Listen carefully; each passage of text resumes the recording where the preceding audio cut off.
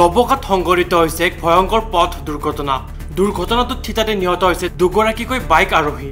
দবকাৰ মদাৰতলীত সংঘটিত হৈছে এই ভয়ংকৰ পথ দুৰ্ঘটনা। নগাঁৱৰ পৰা দবকা অভিমুখে আহি আছিল NS পালচাৰ বাইকখন। ২৭ নং ৰাষ্ট্ৰীয় ঘাইপথৰ দলঙত প্ৰচণ্ড জোৰত খুন্দা মৰাত থিতাতে নিহত হয় দুয়োগৰাকী বাইক আৰোহী।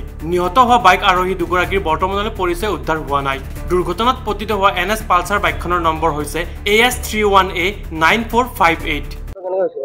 ঘটনাটো 7:30 বজাত মানে নগাঁৱৰ অভিমুখে আহোঁতে মানে দবকা ফালে এইখিনি ডিভাইডাৰত মাৰিছিলে দুটা ল'ৰা বাইক লৈ জাগাত স্পট ডেড হৈ গ'ল। ইমান লোকে জানো আৰু মানুহটো এতিয়ালৈকে চিনি পোৱা নাই কোনখিনি ঘৰ চিনি নাপাওঁ। মুখখন চালোঁ ইমান আইডেণ্টি প্ৰুফ নাই। আইডেণ্টি প্ৰুফ থাকিলেতো চিনি পালোঁ হয়।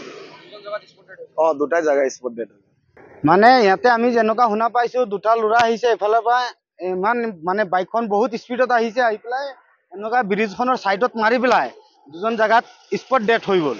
এতিয়া আমাৰ দবকা আৰক্ষী আহিছে আহি পেলাই তদন্ত কৰি আছে। ডেড বডিখিনি এইখিনি আমি ছাইড কৰি দিলোঁ। ৰাইজে মিলি পেলাই ইয়াতে ধৰি ছাইড কৰি দিলোঁ ডেড বডিখিনি।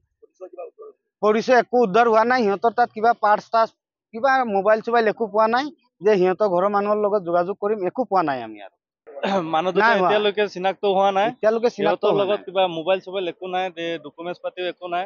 আমি দবকা আৰক্ষী খবৰ দিছোঁ, সিহঁতে আহিছে অলপ তদন্ত কৰি আছে আৰু আমি চেষ্টা কৰিছোঁ, বহুত চেষ্টা কৰিছোঁ, আমি চিনাক্ত কৰিব পৰা নাই। যিহেতু অলপ হেলমেট নাথাকাৰ কাৰণে এনেকুৱা দুৰ্ঘটনাটো বহুত ভয়ংকৰ হৈছে। হেলমেট থাকিলে অলপ হেৰি হ'লেহেঁতেন, হেলমেট নাই কাৰণে এইটো বেছি ডেড হৈ গ'ল। দবকাৰ পৰা হাছনুল ইছলাম, নিউজ ডেস্ক ৰিপৰ্ট।